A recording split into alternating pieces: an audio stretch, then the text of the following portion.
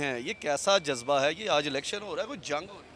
बिस्मिल्लाहिर्रहमानिर्रहीम। बात यह है कि लोग इन जो हमारा मुखालफ ग्रुप है, जो बरसरे इक़्तिदार ग्रुप है, उनसे ये नाउम्मीद हो चुके हैं, क्योंकि ये 20-25 साल से इन्होंने चैम्बर ऑफ कॉमर्स को लोगों को बताया ही नहीं है कि ये आपका अदारा है। इन्होंने समझा है कि ये हमारे 15 या 10-15 जो फैमिली हैं, ये उनके बच्चों का और उनका अदारा उनकी विरासत है।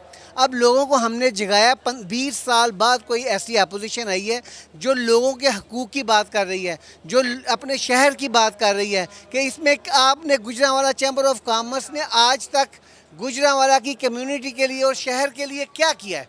लोगों को पता ही नहीं है। लोगों हमारे गुजरांवाला के लोगों को इतना ही नहीं पता कि चैम्बर ऑफ कॉमर्स का काम क्या है, वो उनके लिए क्या क्या कुछ कर सकते हैं, कारोबार के लिए, उनके शहर के लिए।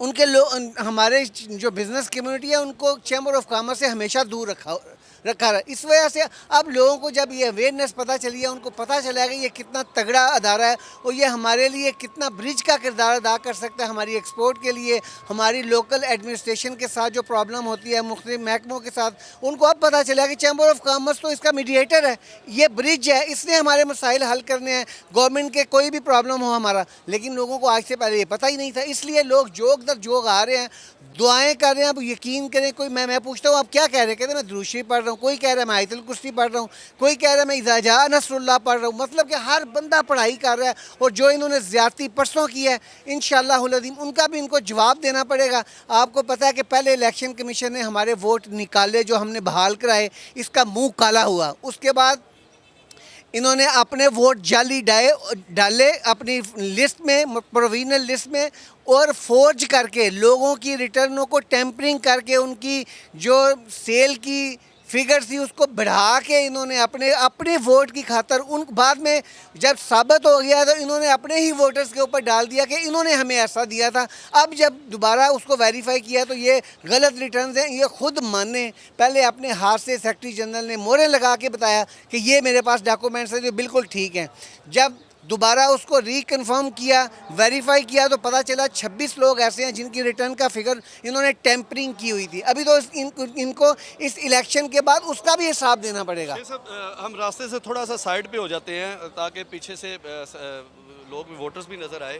शेख साहब, कॉन्ट्रडिक्शन बहुत ज़्यादा है आप दोनों ग्रुपों के बयानात में। वो कहते हैं इन्होंने रिटर्न हमें लिख के दिया, अभी हमारी अखलाक भट्ट साहब से बात हो रही थी, वो कह रहे हैं लिख के दिया, कोई किसी लिटिगेशन में नहीं जा सकते, कोई मुकदमा बाजी नहीं ये कर सकते, इन्होंने हमें लिख के दिया, फिर ये इलेक्शन। बिल्कुल ठीक है, हमने लिख के दिया, लेकिन हमने ये लिख के नहीं दिया कि आप 2 नंबरी करेंगे, आप बेईमानी करेंगे, आप चोरी करेंगे, गलत वोट डालेंगे तो हम आपके लिए, आप चोरी करेंगे और आप कहेंगे हमने FIR नहीं कटवानी। ये कहाँ का असूल है? हमें पता था इन्होंने ये 2 नंबरियाँ की हुई हैं। जब 2 नंबरी सामने आती, जो हमने इनके साथ कमिटमेंट की थी वो अकील की और अताफ़ अली चौधरी की हद तक थी कि वो लिटिगेशन में नहीं जाएंगे, क्योंकि इन्होंने वो भी, इनको पता था कि हमारे मुंह काले होंगे, हाई कोर्ट से ये लोग बहाल हो जाएंगे। पहले हमारी इन्होंने बैंड बजाई है, दोबारा इनकी बैंड बजनी है पूरे सोशल मीडिया पे। इन्होंने अपनी इज्जत बचाने के लिए रात को 12 बजे हमारे पास नुमाइंदा भेजा कि आप बैठ के हम लिटिगेशन वापस ले लेते हैं हाई कोर्ट से, तो आप इलेक्शन लड़े, आपके दोस्त का, हम जो आपका कैंडिडेट है उसको हम डाल देते हैं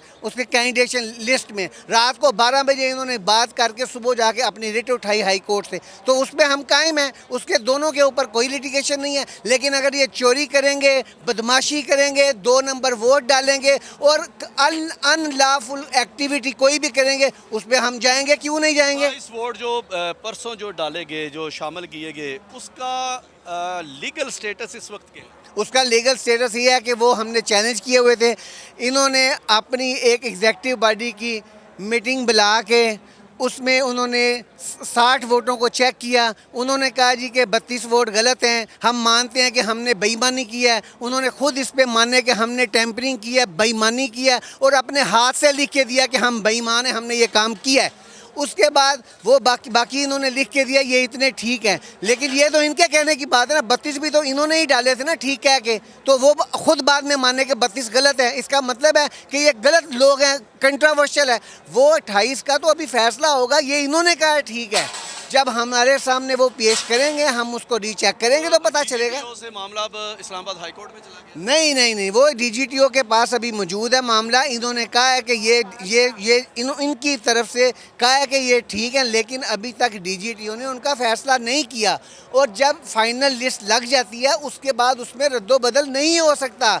वो गलत है, ठीक है, अभी इसका भी फैसला होना है। लेकिन असल बात यह है कि वो जो 27 वोट हैं वो आखिरी दिन लगाए गए। हमारे जो कैंडिडेट हैं उन्होंने उसके ऊपर कंपेन ही नहीं की। उन लोगों ने उनके पास पहुंचे ही नहीं है वोट मांगने के लिए, क्योंकि हमें जो अटेस्ट करके सेक्रेटरी जनरल ने, इलेक्शन कमीशन ने जो वोटर लिस्ट दी है हम उसके पाबंद हैं, वो भी उसके पाबंद हैं। अगर उसके हट के होगा तो वो तो सरीन ज़्यादती है कि हमने कंपेन ही नहीं की उन 27 वोटों पे। बहुत शुक्रिया sir, thank you very much. आपको सीनियर रहनुमा जो है फाउंडर इत्तेहाद गोल्डन ग्रुप की, उनकी बातें सुनाई हैं। फाउंडर इत्तेहाद गोल्डन ग्रुप की बहुत बड़ी लाइनें यहाँ पर मौजूद है, हमने पहले भी आपको बताया। और फाउंडर इत्तेहाद गोल्डन ग्रुप के वोटर्स के लिए एक अच्छी बात यह है कि यहाँ पर सख्त गर्मी में कोल्ड ड्रिंक, पानी और लेविश डिनर के साथ, लंच के साथ जो है वो आइसक्रीम भी पेश की जा रही है। तो हम अब वन यूनिटी ग्रुप में जाएंगे, वहाँ के ग्रुप के हालात, वहाँ के कैंप के हालात आपको बताएंगे और उन कायदीन से बात करेंगे वो इस पर क्या कहते हैं।